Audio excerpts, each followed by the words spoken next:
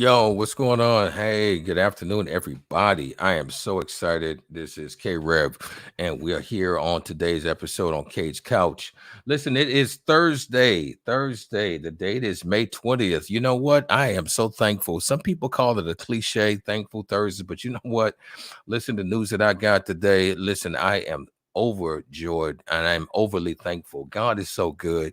I can breathe on my own. I can walk and I can get out of my own bed. Listen, I do financial services, and a lot of times when I'm going through these applications and I'm asking these individuals, do they have these certain type of things? It is a blessing to say no, that you don't have a whole lot of detriment going on in your life. And I'm so happy today. I'm so thankful. I'm overjoyed and I'm open to receiving even more graciousness. And I need for you to be the same way. In order for your life to be better, you got to be in a place of thanksgiving. And I am in a place of thanksgiving. If you guys knew my story, if you know what I've been through in my life, if you know the things that I've had to deal with, everybody got their own situation. But me, my story is my story. Your story is your story. So I'm excited to know that the culminations of things that occurred in my life got me to this point. And I'm excited. Listen, I was listening and I was watching a movie not really a movie, but one of my favorite shows when I do have a chance to sit down and take a break and watch TV. And I know I'm not going to get paid for this, but this marketing. But the show is called All Rise, and I really love it. It's really, really fascinates me. And those one-liners in every movie, there's a line, if you're really paying attention, there's a realistic line that plays I guess, a favored it captivates me, so to speak. And so this young lady in this scene was saying that no one has gotten into history books doing everything the proper way. And it hit me. Wow. If you really think about your history lessons, man, if you really think about what has happened in life, the people you read about, your Malcolm X's, your Martin Luther Kings, your Gandhis, your Mandelas, these guys got a chance to be in history that you read about because they made it conducive for you to have a free situation.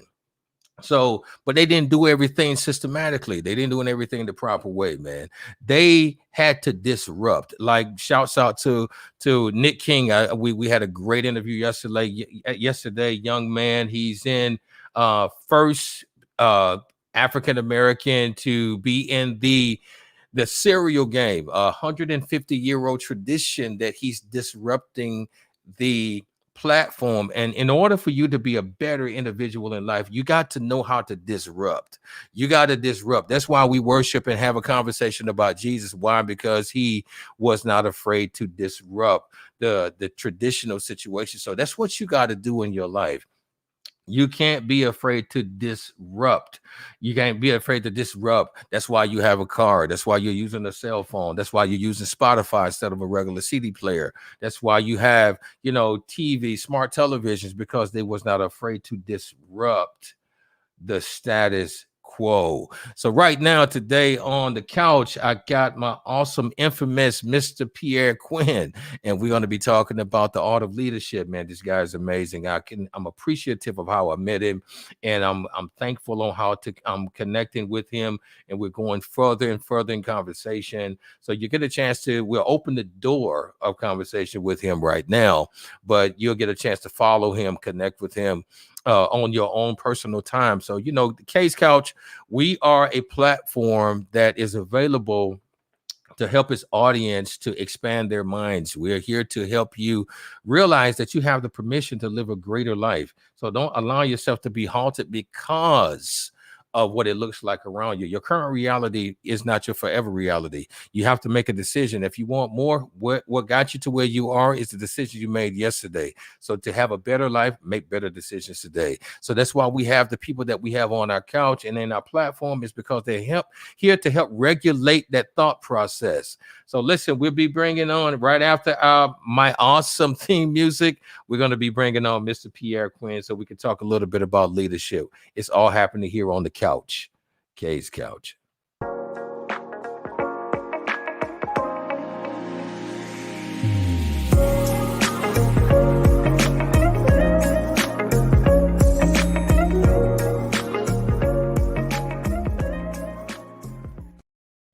Hi, Mr. Quinn. What's going on, man? How you doing? K-Rev, good to be on with you, sir. Excited for our conversation and just thankful, grateful for all the things that you're doing to support leaders like me to make a bigger difference and have greater awareness. Hey man, listen, I'm appreciative of the same thing that you are available. A lot of people, when they get to a certain place, they refuse to be available and they forget about a lot of things, man. So I appreciate just you allowing yourself to be here and to be in position. I don't know about you, but my week has been a blur, man. How has your Yeah. week been? Week has been real well. Actually, we took a couple of days just to kind of get away. I'm not in my normal kind of studio podcast video setup, man. We're actually a couple of hours away from home, and we just said we're gonna unplug for a little bit, catch some different scenery, and breathe some different air and relax a little bit before we get back to the grind. So I'm grateful that I got the opportunity to do that with my family. The privilege of being able to just to unplug, pack up, shoot a couple of hours away and still get some work done and still be a part of awesome conversations like this. But it too, for me, man, has been a blur.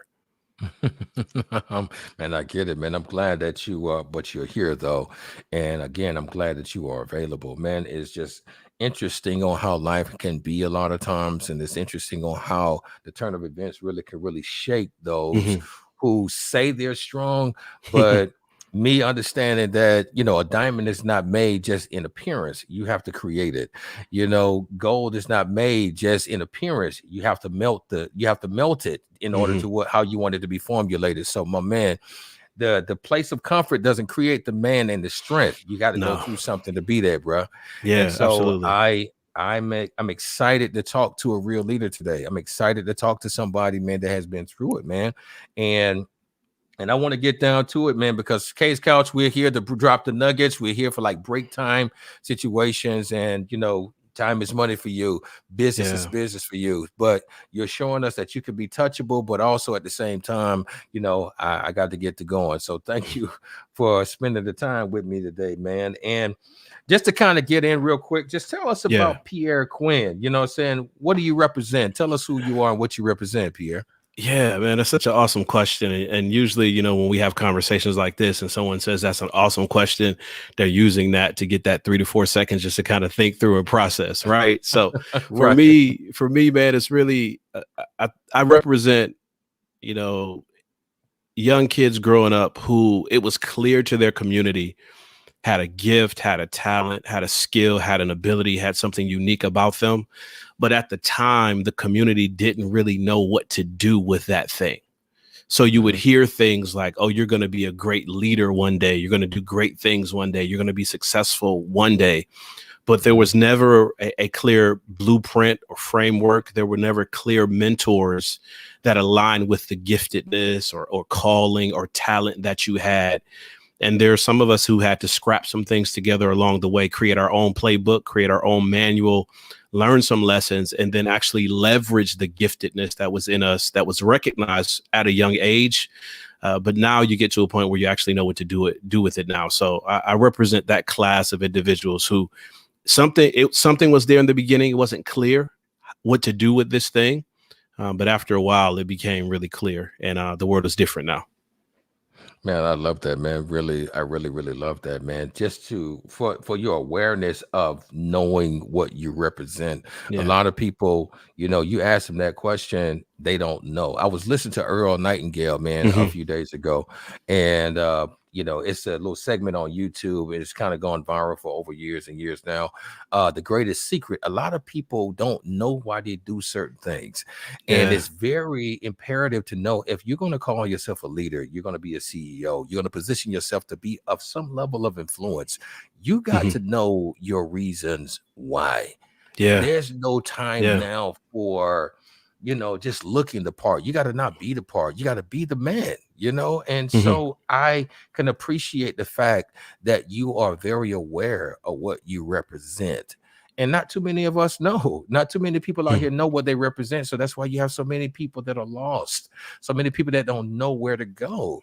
And so, first of all, my brother, thank you. Thank you for being in a place of being aware of who and what genre you represent, family. Thank you so much for that. I can appreciate that, man. So I mean, that segues me into the next question. Mhm. Now, you're in a place now where you are an entrepreneur. You work for yourself. Mhm. You handle your business. You caretake for other individuals. You represent a certain genre of people. So how important? So tell me this: how important do you think it is for someone to listen to the drive within that pushes him or her to the next level? How important do you think that is, man? It's so important because other person's reasons are not good enough. Say that again. Say that again for the Somebody, people in the back. yeah, man. Other person's reasons are not good enough.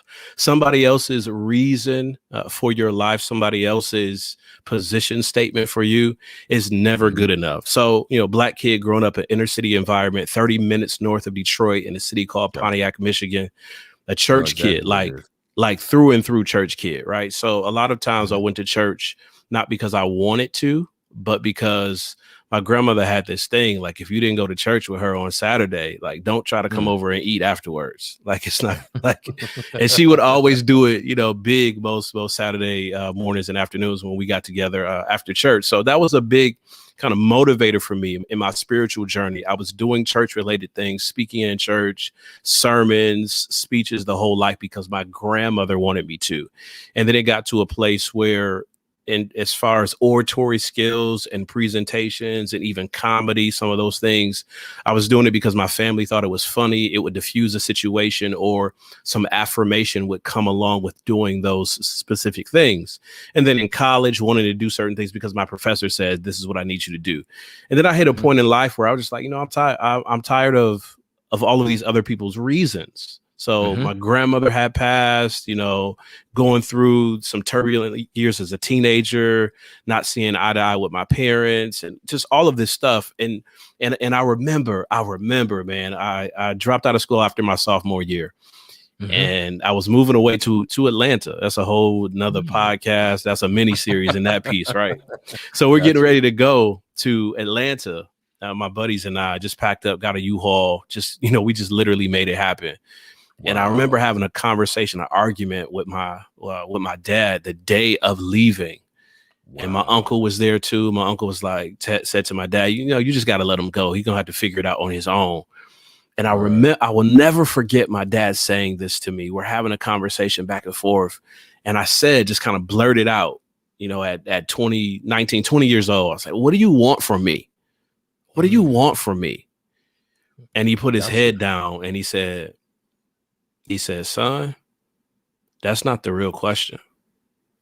The real Mm. question is, what do you want for yourself? Yourself. Wow.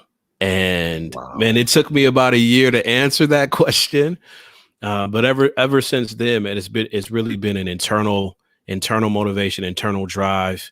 So there's some things that have to go beyond what my wife is asking of me, what my kids are asking of me. They got to go beyond what my close friends are asking of me. It really comes down for me, man. What's the assignment really that the creators put on my life, and Mhm. what's my response to that assignment, and living up to the call that's inside. And living from that lens, because no one else's reasons will do. And it's really easy to give up when you're thinking about somebody else's reasons for your life. Wow. So that reminds me a lot of salvation, man. Yeah, man. When you're young and you're in the church, you talked about that. I'm in the church. Shouts out to my parents, Mm-hmm. Bishop Carrie Rivers and elect lady SC Rivers. It's my parents, and I was in church all my life. And you have a tendency to really, really not be aware when you're a young child that your salvation is yours and theirs is theirs. You know what I'm saying? Like Yep. you have to know that you were born into this world, yes, of your mother. The seed was sown from your father, but you're still your own person. You Yep. still understand that your life is your life. So the question your father asked was very legitimate, man. What do you want for yourself? And that's a question that needs to be posed to the masses. Yeah. What do you want for yourself? Every leader that considers himself a leader, what do you want for your people? Because every person that says they're a leader, they're not qualified to be a leader, man. Like it's all about for themselves. They want the spoils of it, Yeah. but they don't want the work thereof. They don't want to carry the cross.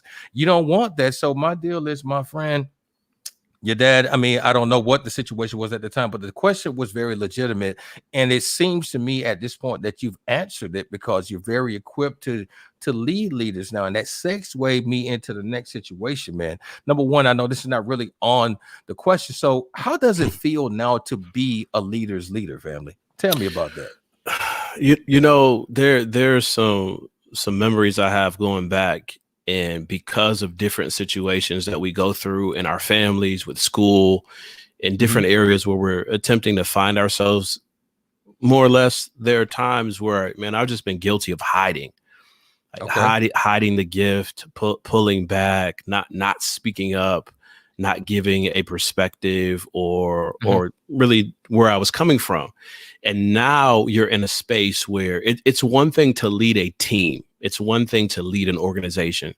It's a different thing altogether to be the go-to person or the reference point for people who lead organizations. It's such an incredible opportunity, man, but it's also incredible weight.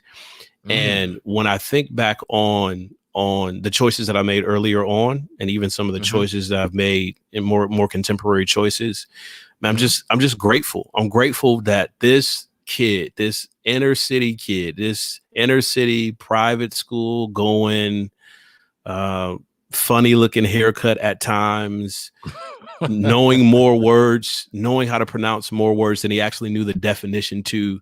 That kid growing up is now in a space that I really look at myself, and my good friend, Dr. Jason O'Rourke, helped me coin this. I really see myself as a chaplain for the marketplace, because there are people, man, people in positions of influence who need to hear messages of hope and healing and transformation. They need to hear messages of spirituality and wholeness.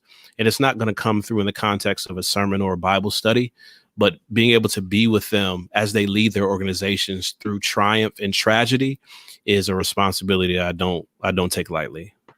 I love this, man. I really, really can appreciate the fact that you're willing to self-sacrifice, some of the wants that you desire out of life just to make sure that you're there for people. That's the nature of a true leader. That's the nature of a true quote unquote savior.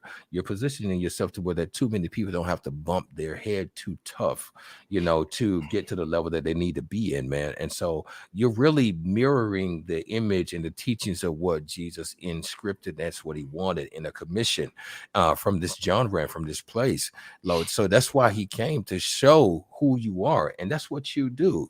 You're showing leaders who they are. And if they are, in a place that they need to tighten up, you're showing them that they need to tighten up on it.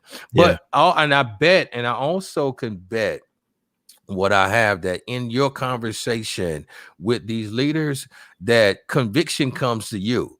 My dad taught me that, the word of God is like a two-edged sword. It cuts the one that is being delivered, but it comes right back to the deliverer. Come You on, know what I'm saying? So K-Rev. I know when you give that information to these people, bro, I know the information hits you right back, because it's hit me too. So you cannot, man, give out information without really convicting you, even if you don't tell nobody. It hits you too. So I can definitely appreciate what you're doing, man. So I'm gonna do one or two more questions. I know the time is coming in, man, but I'm really getting hyped and I'm feeling good, man. But like, tell me this now, being in the art of leadership, being in leadership, teaching leaders and talking to leaders, dealing with different mindsets. Tell me this, man. Are there different type of leadership categories, man?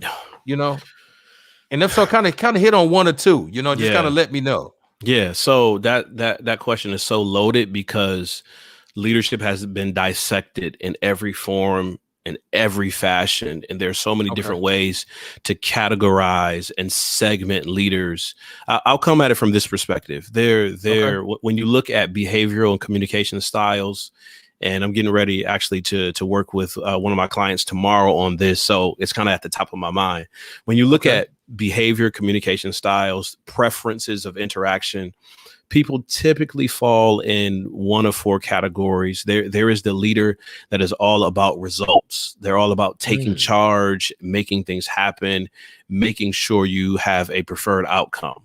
There is the leader that's all about the relationships, connecting with people, having conversations, that emotional intelligence, wear the feelings on the sleeve. want people to be liked and to really be engaging. There's the leader that focuses on the culture. They want things not just to be engaging. They want things to feel right and be right for everyone. They're tremendously loyal, and they guard their people with everything that they have. And then there are leaders that focus extensively on the details. For them, if we're not doing it right, we shouldn't do it at all. So they're dotting every I, crossing every T. For those leaders, facts matter first, and your opinions and emotions come second.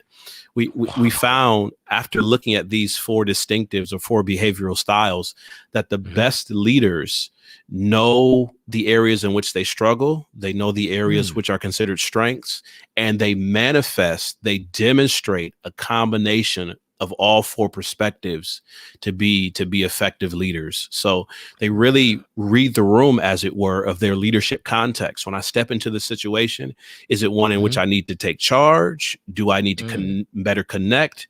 Do I need to spell some things in the culture, or do I need to pay attention to the details? All of them come together. It's just knowing when to turn up the intensity in each of these 4 areas. I love this, man. Like, dude, you got it down to a Scientology. Like, this is very, very, oh man. Where can I buy the book at? Yeah, we're gonna before we go, I'm gonna allow you to, you're gonna make sure that you let everybody know how to follow you. So I got like one more question, and we'll be wrapping up.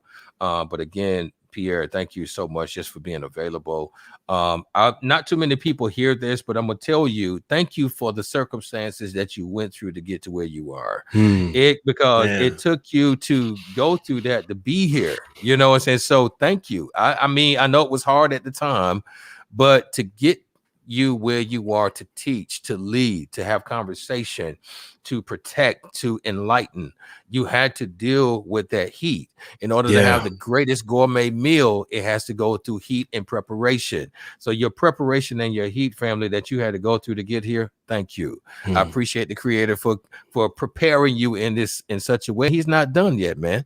Now you're not finished yet, because you got other things that you got to learn, for people like myself, for people that are in the audience, for people that you haven't even talked to yet. So, you know, so I appreciate where you are, where you're going, how you're being prepared, because man, at that end time, your designated situation, yo, you got to realize, man, you'll be 10 times the man that you are right now. So think about that. So think about where you're going, man, and think about what you've done.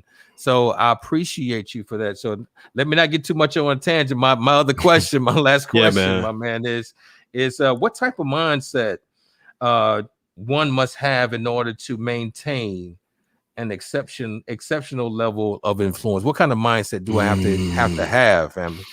Yeah, so there's a concept, and I can't remember the philosopher who came up with it. Italian philosopher, he's a modern philosopher of sorts. He studied philosophy, was noted as a very influential person, and he this concept is called the anti-library. The anti-library. And the concept of the anti-library is this: you should surround yourself with more books than you would ever have the opportunity to read. Say that again. Yeah, the anti-library. You should surround yourself with more books than you would ever have the opportunity to read. And here's the concept. Here's the maxim, the leadership maxim inside of this.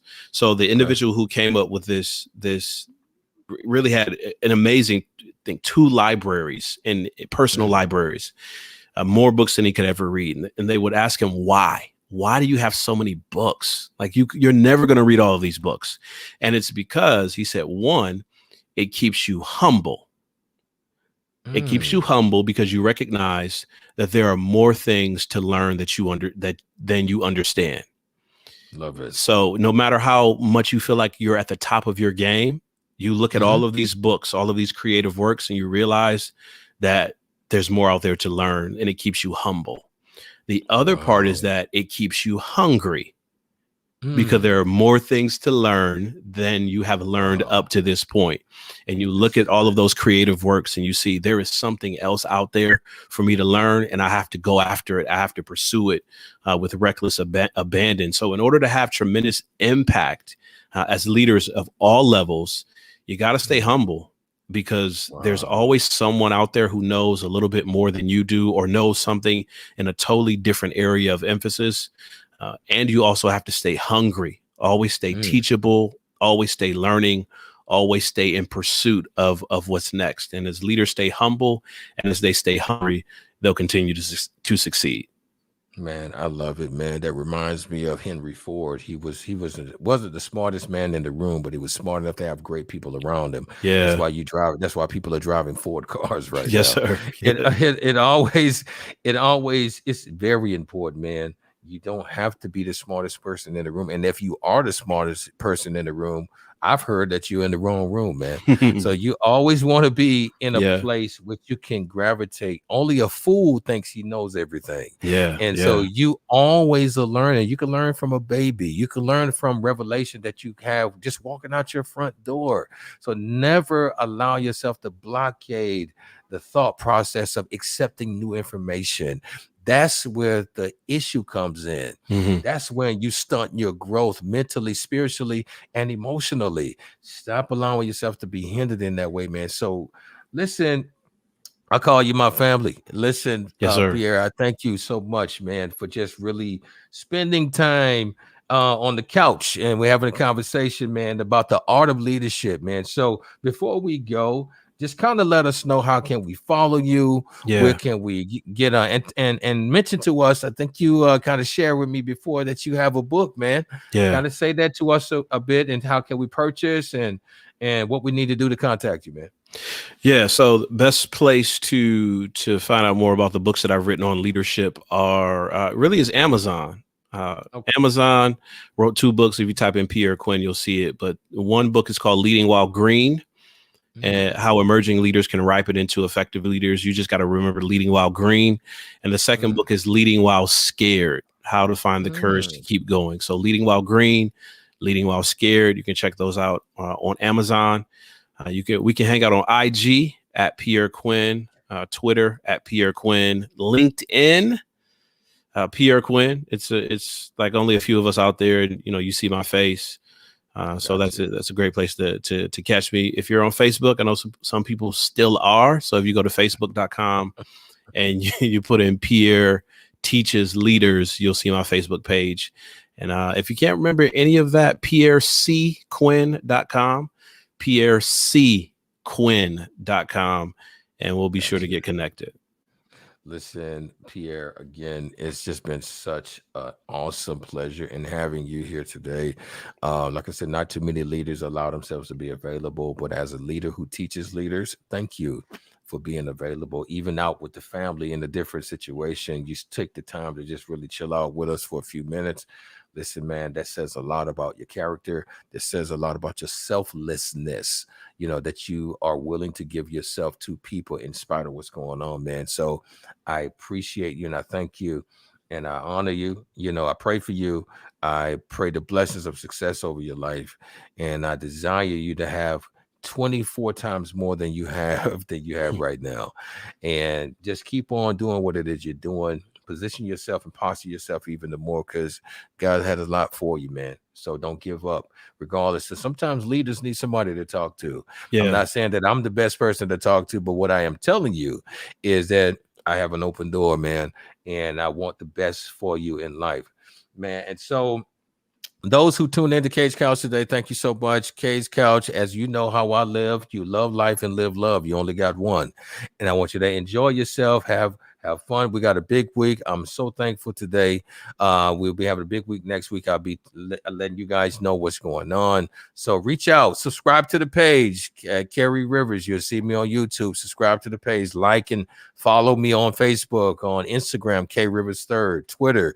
We got Standard Mazzy One. You can follow us there. So listen, love everybody, be blessed, be at peace. Like I said, love life and live love. You only have one, and it's been the Couch, K's Couch.